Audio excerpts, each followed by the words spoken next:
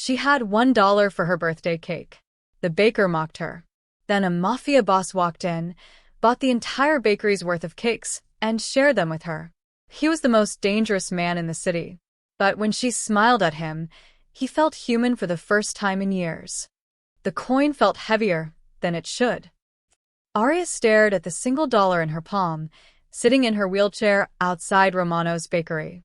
Through the foggy window, she could see towers of cakes, chocolate, vanilla, strawberry, each one probably costing more than she made in a week at the cafe. 25 years old today. And this was all she had.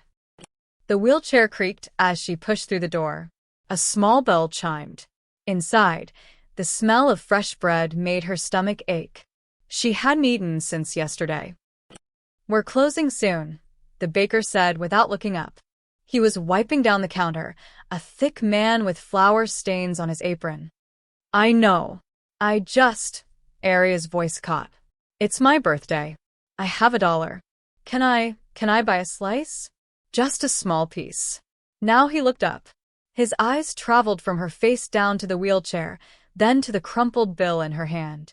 His lip curled. $1? He laughed, sharp and mean. "Lady, that won't even buy you a cupcake. This ain't a charity." Heat rushed to Arya's cheeks. "I understand. I just thought." "You thought wrong," he turned his back to her. "There's a convenience store 2 blocks down. Try there."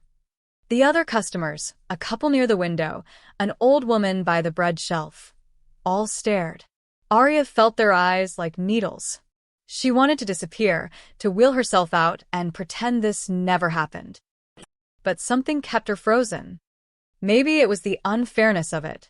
Maybe it was 25 years of swallowing shame finally reaching its limit.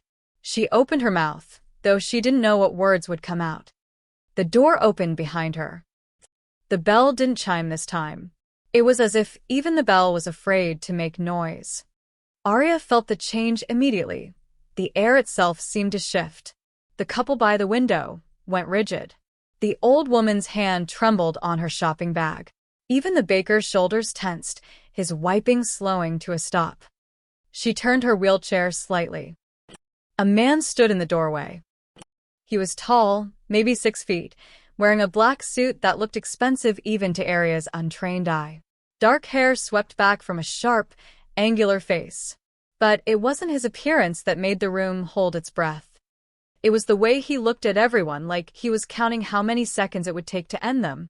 2 men in similar suits flanked him, hands clasped in front of them, faces blank. "Dante," the baker whispered. The color drained from his face. The man, Dante, didn't acknowledge him. His dark eyes swept the bakery, landing briefly on each person before moving to the next. When his gaze reached Arya, it stopped. For 3 long seconds he studied her. The wheelchair, the dollars still clutched in her hand, the tears she was desperately trying to blink back. Then he looked at the baker. "I heard you laughing," Dante said. His voice was quiet, but it cut through the room like a blade. "What's funny?" The baker's mouth opened and closed. Nothing, Mr. Rossi. Just a misunderstanding." She asked for cake, it wasn't a question. "Yes, but she only has." "How much for everything?" The baker blinked. "Everything." Every cake in this bakery. Dante pulled out his wallet, leather and thick with bills. "Name your price." "Mr. Rossi, that's at least $800 worth of." Dante placed a stack of bills on the counter. Arya couldn't see how much, but the baker's eyes went wide. "Consider it bought. Now get out." "What?"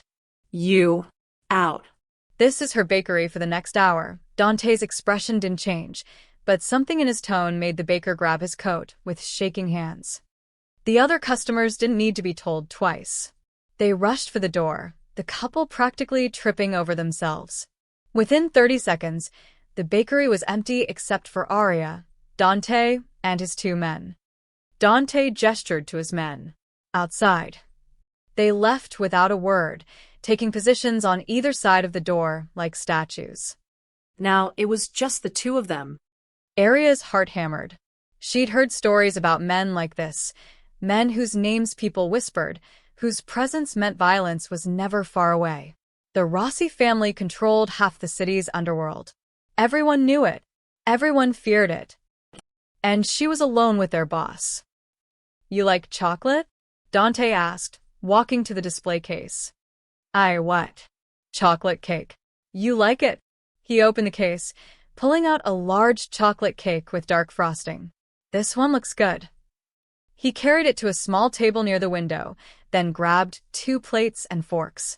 He sat down, his movements precise and controlled, and gestured to the chair across from him. No. The space across from him. For her wheelchair. "I don't understand," Arya said, her voice barely above a whisper. "It's your birthday." Dante cut 2 large slices, sliding one toward the empty space. "Nobody should spend their birthday alone. Or crying." "You don't know me." "No," he met her eyes. "But I know what it's like when people look at you and only see what you can't give them." Something in his voice, a crack in that controlled exterior, made Arya will forward. Against every logical thought in her head, she moved to the table. Up close, she could see details. A thin scar along his jawline. Dark circles under his eyes, like he hadn't slept in days. Hands that looked strong enough to break bones, but held the fork with surprising gentleness. "Why are you doing this?" she asked. Dante took a bite of cake, considering. "Maybe I'm tired of taking things. Thought I'd give something for once." "You don't seem like the giving type." The corner of his mouth twitched. Almost a smile. "Smart girl. What's your name?" Arya. "Arya," he repeated it like he was testing how it felt. "I'm Dante." "I know who you are." "Then you know you should probably run." "Can't run." She gestured to her wheelchair. "In case you haven't noticed." This time he did smile, just barely. "Fair point." They ate in silence for a moment. The cake was rich and sweet, probably the best thing Arya had tasted in months. Outside, she could see Dante's men standing guard and pedestrians crossing the street to avoid walking past them. This was insane. She was eating cake with a Mafia boss. "Why did you really do this?" Arya asked quietly. "People like you don't just. People like me?" Dante set down his fork. "What are people like me?" "Dangerous. Powerful. You could have anything you want." "Could I?" His dark eyes held hers. "I have money. I have fear. I have people who jump when I walk in a room. You know what I don't have." Arya waited. One honest conversation. One moment where someone isn't terrified or trying to use me. He leaned back. "You looked at me like I was just a man. Not a monster. Not an opportunity. Just a man." Arya's chest tightened. She should leave. She should will out of here and never look back. But something in his eyes, something lonely and raw, kept her in that chair. "Happy birthday, Arya," Dante said softly. And for the first time in years, she smiled on her birthday and meant it. The first drops hit the window as they finished the last bites of cake. Arya looked outside, and her heart sank. Dark clouds had rolled in fast, and rain was already starting to pour. Her apartment was 6 blocks away, manageable on a clear day, nearly impossible in a storm. "Problem?" Dante asked, following her gaze. "I need to get home before it gets worse. My wheelchair doesn't handle wet streets well." She tried to sound casual, but worry crept into her voice. Dante stood, pulling out his phone. "My driver can." "No." The word came out sharper than she intended. "I mean, thank you, but I can't be seen getting into a car with you. People talk." His jaw tightened slightly. "And that matters? To someone like me?" "Yes." Arya wheeled toward the door. "I appreciated this. Really. But your world and mine, they don't mix." She pushed outside before he could respond. The rain was already heavy, cold drops soaking through her thin jacket within seconds. Her hands slipped on the wet wheels as she tried to gain momentum. Half a block. That's as far as she got. The wheelchair's front wheel caught in a pothole flooded with water. She jerked forward, nearly falling, catching herself on the armrests. Rain streamed down her face. Her arms burned from the effort. "Damn it," she whispered, trying again. The wheel wouldn't budge. A shadow fell over her. Dante stood there, already soaked, his expensive suit clinging to his frame. He dismissed his men somehow. They were nowhere in sight. "What are you doing?" Arya asked. "Something stupid, probably." Before she could protest, he bent down and lifted her. One arm under her knees, one behind her back. The movement was so smooth, so effortless, that Arya gasped. "Put me down." 6 blocks, you said? He started walking, carrying her like she weighed nothing. "Which direction?" "I'm serious." "So am I." His voice was firm but not angry. "I'm not watching you drown in a pothole. Tell me where you live, Arya." She could have fought. Should have. But his arms were warm despite the rain, and she was so tired of fighting everything alone. "East," she finally said. "The old Monroe building." He nodded and kept walking. His men appeared from somewhere. One of them folding up her wheelchair, another bringing a car around. They loaded the wheelchair into the trunk without a word. "Your apartment is 6 blocks. My car is right there." Dante looked down at her. "But I'm guessing you don't want to arrive in a black Mercedes." Despite everything, Arya almost laughed. That would cause talk until next year. "Then we walk." He waved his men off. The car disappeared around the corner. They walked in silence for the first block. Rain pounded the pavement. Arya was hyper-aware of everything, his steady heartbeat against her ear, the way his grip never faltered, how he adjusted his hold every few steps to keep her comfortable. "You're going to get sick," she said quietly. "I've survived worse than rain. Why are you doing this?" "You asked me that already, and you didn't really answer." Dante was quiet for a long moment, navigating around a deep puddle. "You know what I did before I came to that bakery?" Arya shook her head. "I ordered a man's execution. He stole from my family, not money, but something worse. Loyalty." His voice was flat, matter of fact. "I watched him beg. I watched him cry. And I felt nothing." Arya's breath caught. "Then I walked into that bakery," he continued, "and saw you holding that dollar like it was treasure. Asking for just a slice. Not demanding, not stealing. Just hoping." He looked down at her. "And I felt something. For the first time in 3 years, I felt something." "What did you feel?" "Shame." The word came out rough. "That the world I created has people like that baker. People who mock someone for having nothing." "You can't save everyone," Arya said softly. "I'm not trying to save everyone." His eyes met hers, intense and dark. "Maybe just one person. Maybe just today." They turned onto her street. The Monroe building loomed ahead. Old brick, chipped paint, windows patched with tape. Arya felt embarrassed suddenly, comparing it to wherever someone like Dante lived. "4th floor," she said. "There's an elevator. Usually works." He carried her through the lobby, thankfully empty, and into the creaking elevator. Neither spoke as it lurched upward. The fluorescent light flickered. At her door, Arya dug keys from her pocket with shaking hands. Dante waited patiently, water dripping from his hair, his suit probably ruined. "I can manage from here," she said as he set her down gently inside her doorway. Her apartment was tiny, a studio with a kitchenette, a bed in the corner, baking books stacked on every surface. Through the window, the rain continued its assault. Dante stood in the doorway, not entering. "Your dream, running a bakery. You're serious about that?" "Why?" "Because people in my world don't have dreams. They have ambitions, schemes, survival plans.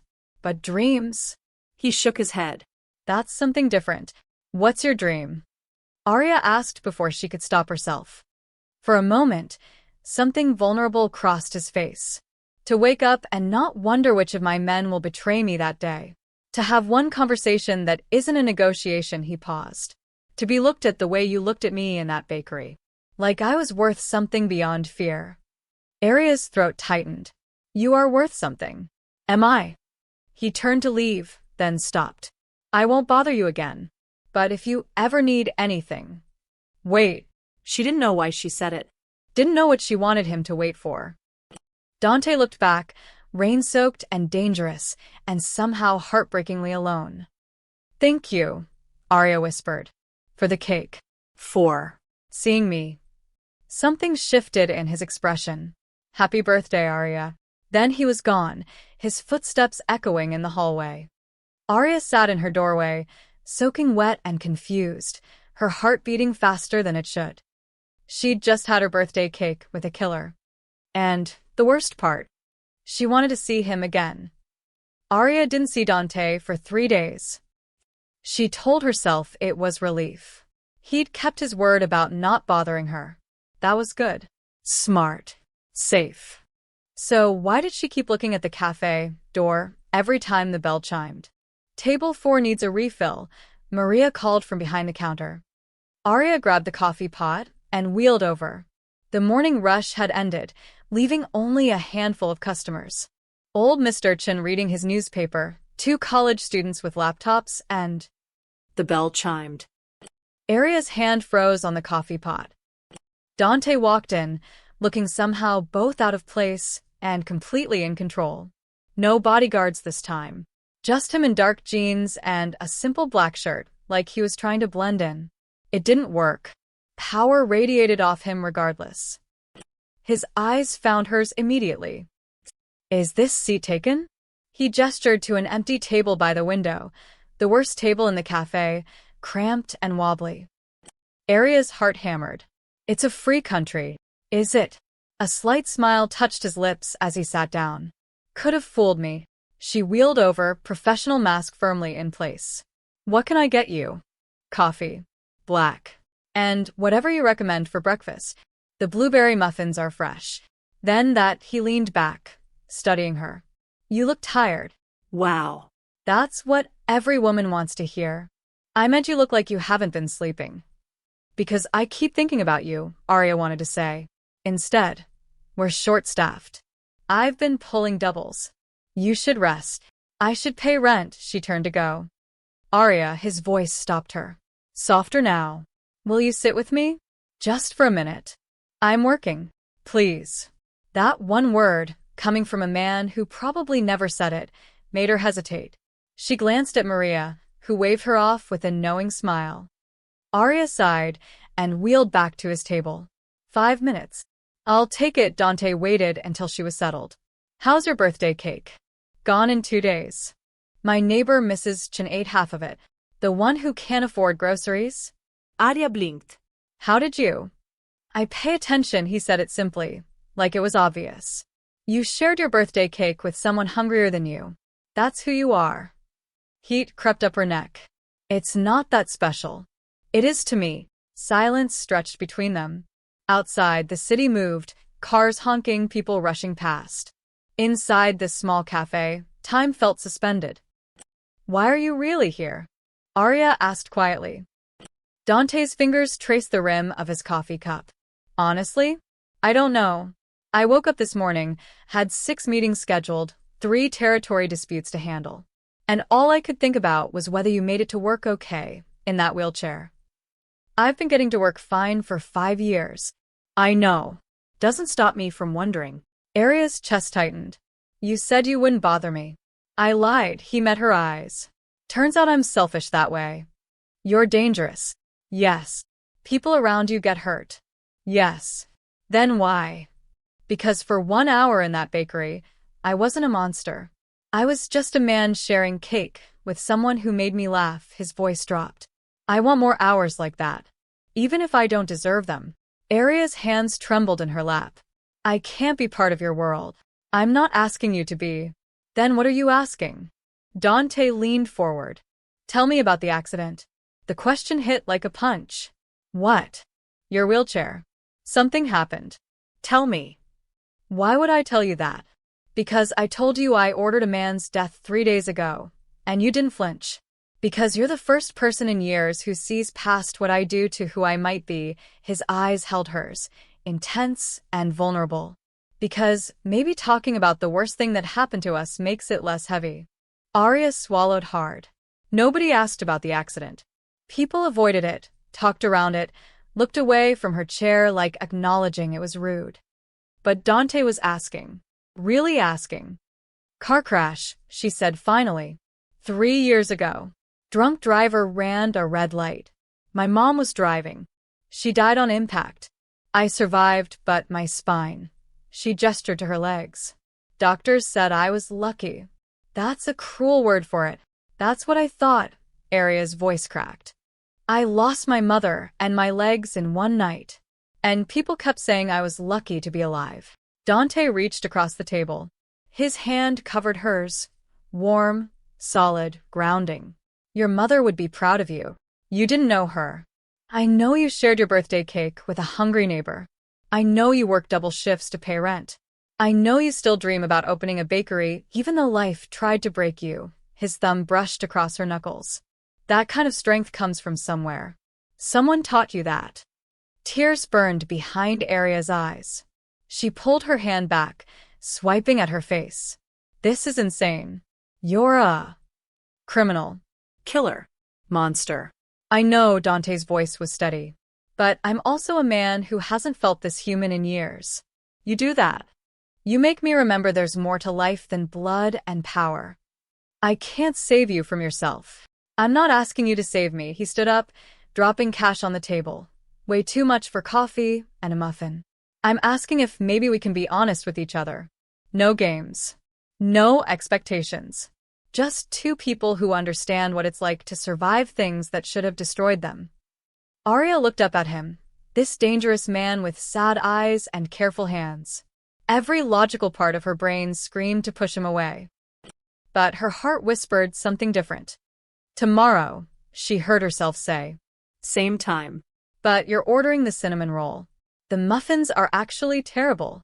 Dante's smile was real this time, reaching his eyes. Tomorrow then. He walked to the door, then paused. Aria? Your mother was right to be proud. I can tell. Then he was gone. Maria appeared at her elbow immediately. Girl, who is that? Aria stared at the door, her hand still tingling where he'd touched it.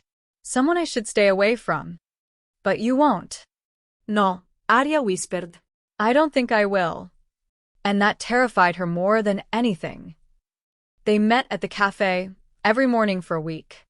Dante ordered cinnamon rolls. They talked about everything and nothing, her favorite recipes, his childhood before the violence, the books she loved, the music he never had time for. Small pieces of normal life they both craved. Aria knew people were noticing. Maria teased her. Mr. Chin winked knowingly. But in those morning conversations, she could almost forget who Dante really was. Until the night, everything shattered. Aria's shift ended at 8. The sun had already set, leaving the streets dimly lit and mostly empty. She usually took the main road home, but construction had blocked it off. The detour meant cutting through an alley behind the old textile factory. She hesitated at the alley entrance. Dark. Narrow. Her instincts screamed wrong. But it would save 15 minutes, and her arms ached from a long shift. Just get home, she muttered, wheeling forward. She made it halfway through before she heard the footsteps. 2 men emerged from the shadows ahead, blocking her path. Both wore dark clothes, faces hard and cold. One had a snake tattoo crawling up his neck. Aria's blood turned to ice. Well, well, Snake Tattoo said, smiling without warmth. You're the girl, aren't you?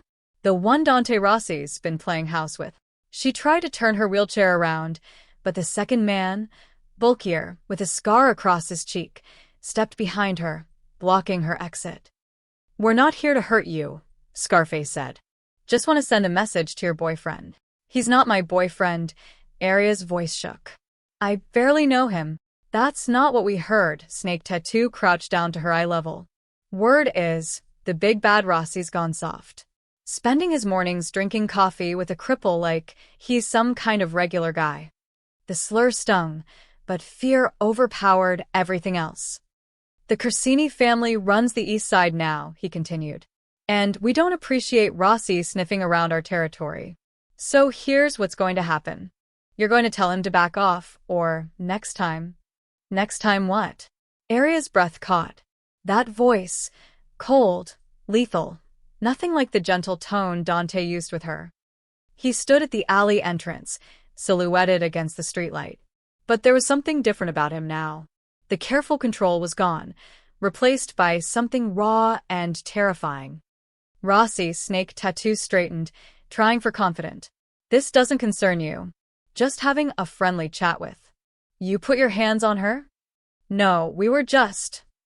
Answer the question. Dante's voice could have cut glass. Did you? Touch. Her. No. We just wanted to. Dante moved. 1 second, he was 10 feet away. The next, his fist connected with Snake Tattoo's jaw with a sickening crack.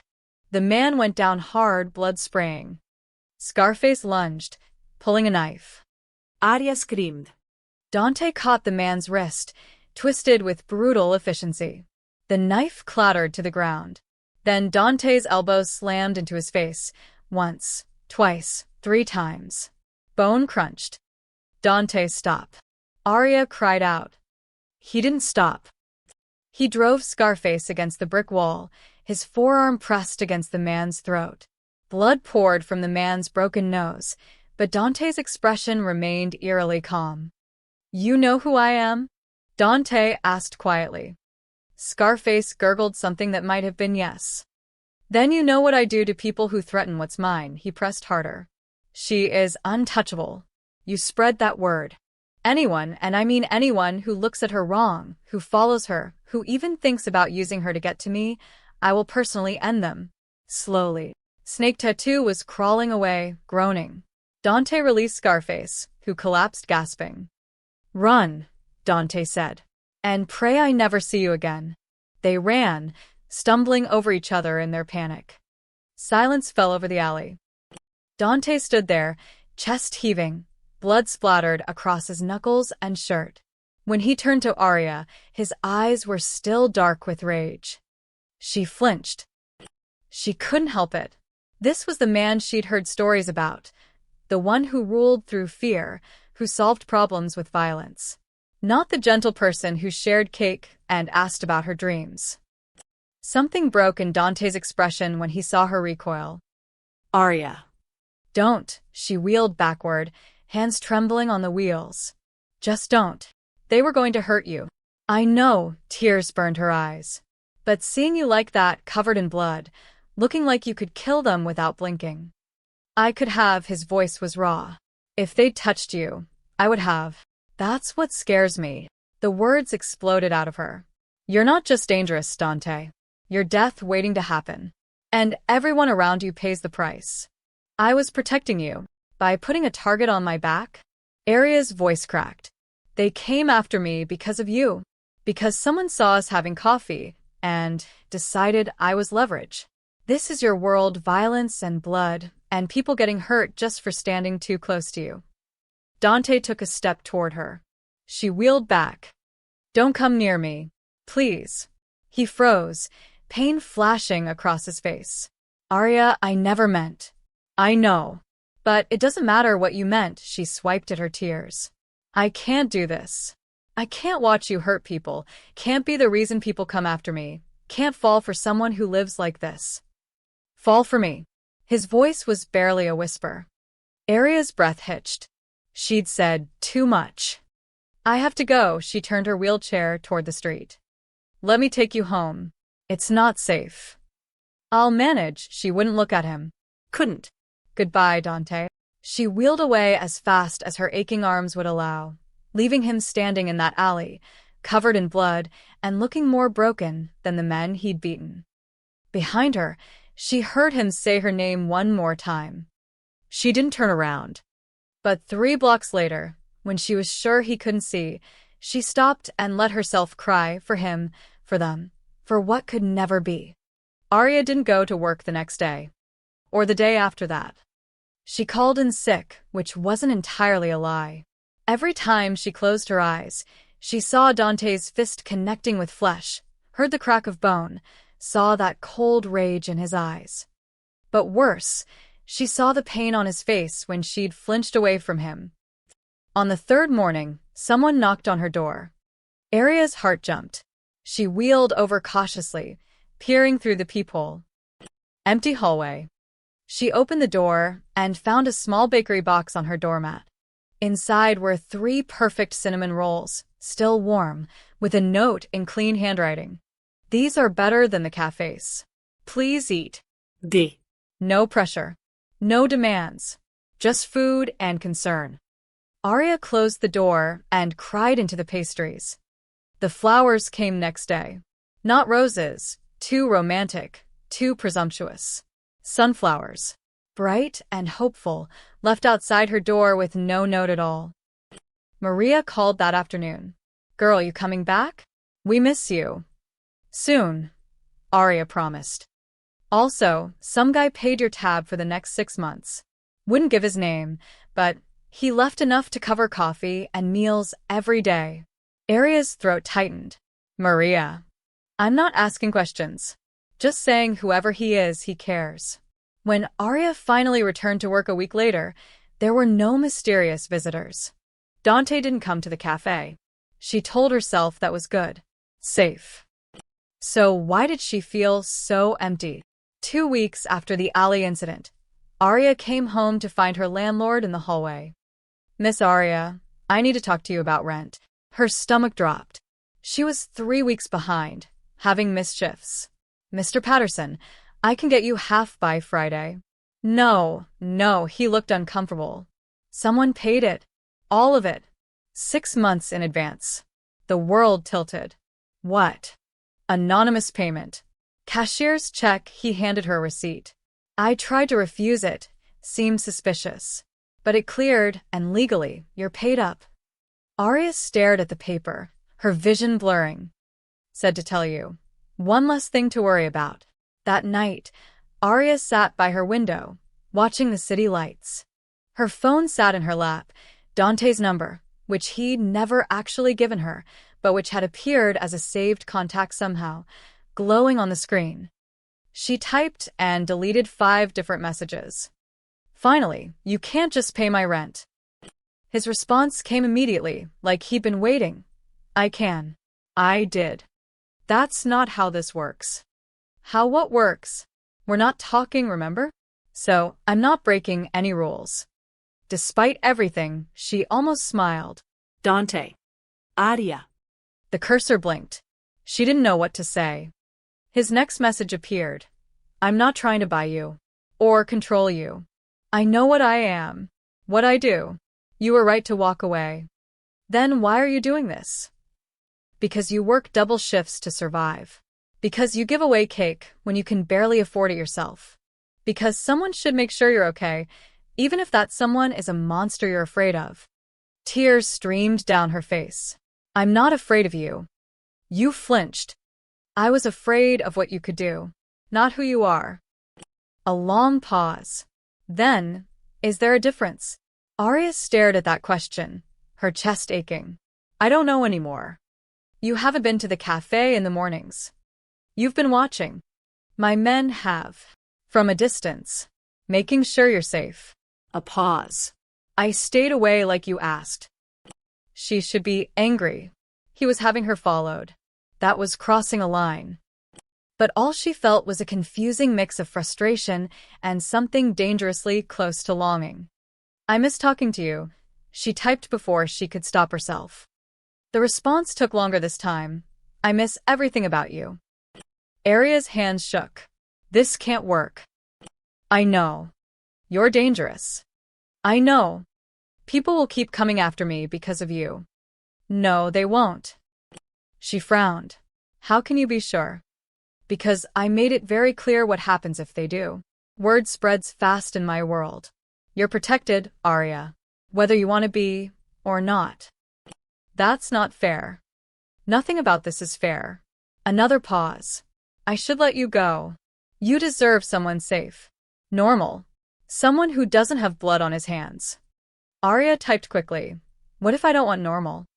She stared at the message, finger hovering over send. This was it, the moment she either admitted the truth or kept lying to herself. She hit send. The 3 dots appeared, disappeared, appeared again. Finally, don't say that unless you mean it. I'm terrified of meaning it. Good. You should be. Then, but if you do mean it. I'm at the pier. Warehouse 12. Alone. If you want to talk. Really talk. I'll be here until midnight. Arya looked at the clock. 10:47 p.m. This was insane. Going to a warehouse to meet a mafia boss in the middle of the night? Every horror movie started this way. But Dante had stayed away when she asked, had helped without demanding anything, had given her space while making sure she was safe. He wasn't trying to own her. He was trying to earn her. Arya grabbed her jacket. Mrs. Chin poked her head out as Arya wheeled past. Where are you going this late? To do something probably stupid, Arya said. The handsome one from the cafe? How did you? Mrs. Chin smiled knowingly. These old eyes still work. He looks at you like you're the only real thing in his world. He's dangerous. So is love. Dear, she patted Arya's shoulder. But some things are worth the risk. Arya took a deep breath and headed for the elevator. Warehouse 12. Midnight. Time to find out if Mrs. Chen was right. Arya never made it to Warehouse 12 that night. They talked until 3 a.m. instead, her at her window, him at the pier, phones pressed to their ears. No more walls. No more pretending. Just truth. By dawn, something had shifted between them. Not solved, but possible. Come to the spring festival with me tomorrow, Dante said, his voice rough with exhaustion. In public. Let me show you I can be normal. Or as close as I get. You're asking me on a date? I'm asking if you'll give me one chance to prove this could work. Arya's heart hammered. Okay. The spring festival transformed downtown into a carnival of lights, food stalls, and music. Arya had come with Maria and 2 other cafe co-workers, telling herself she was just meeting Dante there. Casual. Low pressure. He stood by the fountain at 7 p.m. sharp, wearing jeans and a simple jacket. No suit. No visible weapons.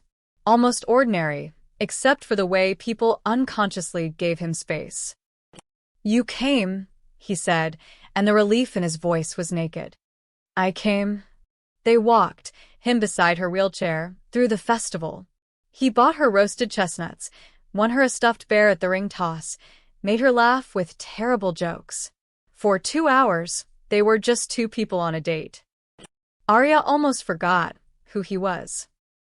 Then she saw the men. 3 of them, moving through the crowd with purpose.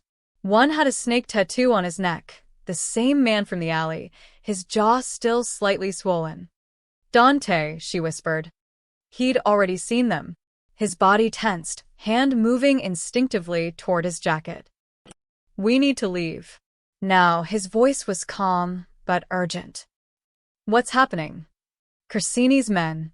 More than before, his eyes scanned the crowd. They're cornering us. Arya's blood went cold. Maria and her friends were 20 feet away at a food stall, laughing, completely unaware. Can we get to your car? Not without going through them, Dante's jaw tightened. Stay close to me. They moved toward the main exit, but 2 more men appeared, blocking the path. Then 2 more from another direction. 7 total. All armed, judging by the bulges under their jackets. Rossi, Snake Tattoo called out, his voice cutting through the festival noise. You didn't listen. People were starting to notice. The music seemed too loud suddenly, the lights too bright. This is a public place, Dante said, his voice deadly calm. Families. Children. You want to do this here? You should have thought about that before you broke Marco's nose. Snake Tattoo pulled out a gun.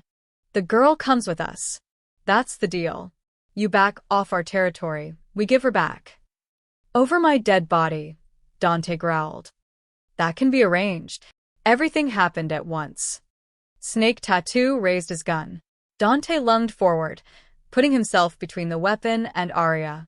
The shot cracked through the air like thunder. Screaming erupted. People ran in all directions, a stampede of panic. Dante staggered back, red blooming across his shoulder. No. Arya screamed. More gunshots. Dante's men, she hadn't even seen them arrive, returned fire. The festival descended into chaos. Dante collapsed against a vendor stall, his face pale, blood soaking through his jacket. He tried to stand, failed. Go, he gasped at Arya. Get out of here. Not without you. Arya, I can't. I said no. She wheeled to his side, ignoring the bullets ricocheting off metal poles. Her hands found his face, forcing him to look at her. Stay with me. Do you hear me? Stay with me. His eyes were glazing. 2. Dangerous. I don't care. Tears streamed down her face. She pressed her hands against his wound, trying to stop the bleeding. Her palms turned slick with red. You don't get to save me and then die. That's not how this works. More shots. One of Dante's men dragged a Corsini soldier to the ground. Another shielded them with his body, taking a bullet meant for his boss. Please, Arya whispered, cradling Dante's head. Please don't leave me. I just found you. His hand, trembling and weak, touched her cheek. You flinched. I was wrong. I was so wrong. She pressed her forehead to his. You're not a monster. You're the man who shared cake with me, who carried me through the rain, who paid my rent because you knew I was too stubborn to ask for help. Arya, his voice was fading. I'm not going anywhere. You hear me? I'm staying right here. A black SUV screeched to a halt beside them. 2 of Dante's men jumped out. Boss, we need to move. They tried to lift him. Dante's weight was dead weight, consciousness slipping. Take her first, he mumbled. No. Arya grabbed his hand, holding tight even as they lifted him. I'm coming with you. Miss, it's not safe. I don't care. He stays, I stay. One of the men, the one who'd been shot protecting them, looked at her with something like respect. Get them both in. Now.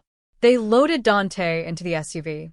Arya refused to let go of his hand, even as they collapsed her wheelchair and threw it in the trunk.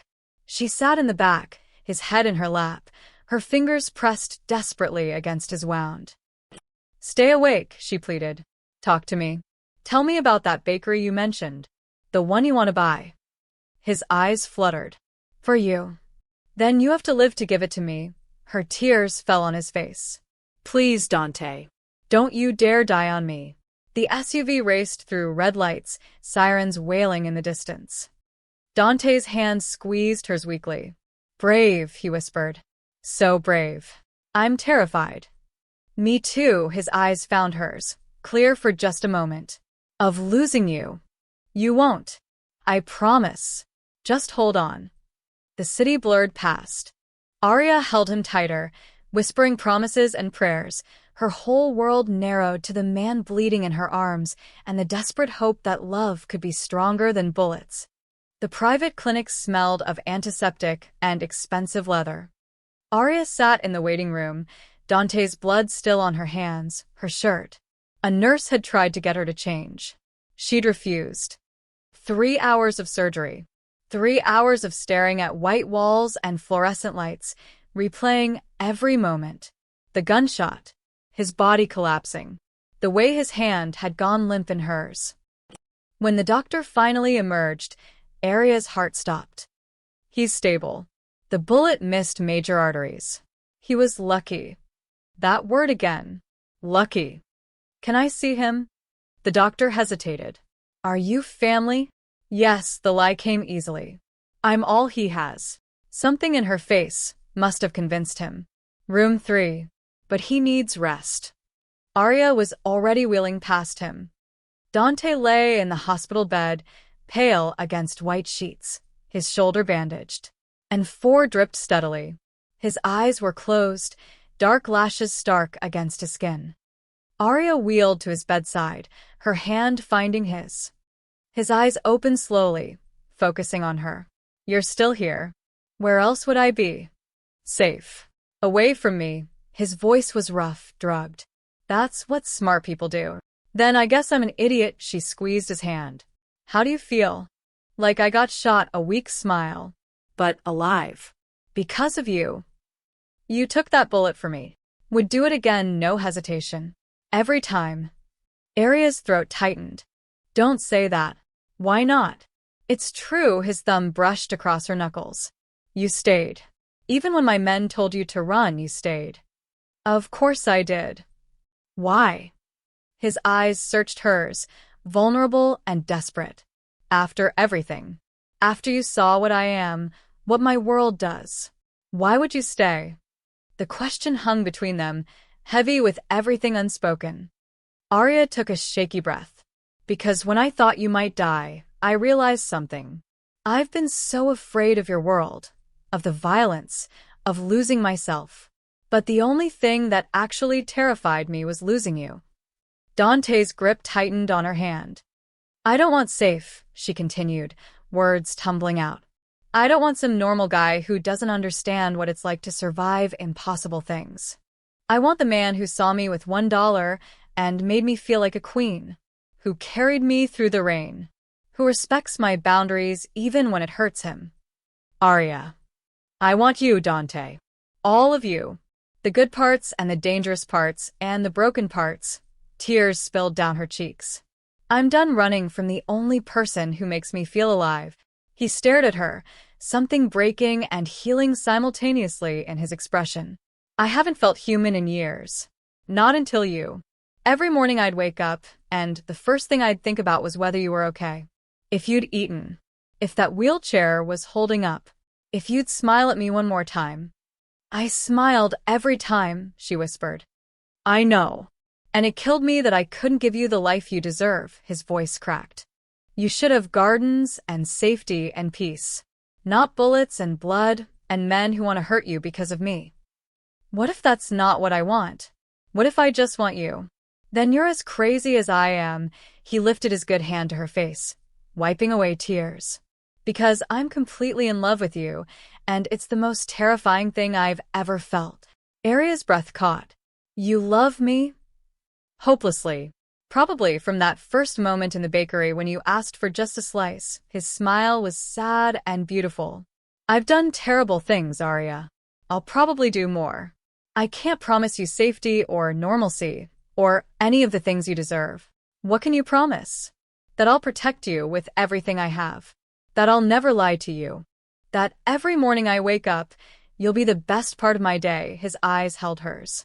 And that I'll love you until my last breath, whether that's tomorrow or 50 years from now. Arya leaned forward, cupping his face in her hands. That's enough. More than enough. You're sure? Because once we cross this line. She kissed him. Gentle at first, mindful of his injury. But Dante's hand tangled in her hair, pulling her closer, and the kiss deepened.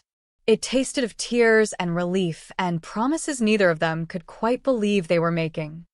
When they finally broke apart, both breathing hard, Dante rested his forehead against hers. I'm terrified, he admitted. Me too. What if I can't keep you safe? What if you can?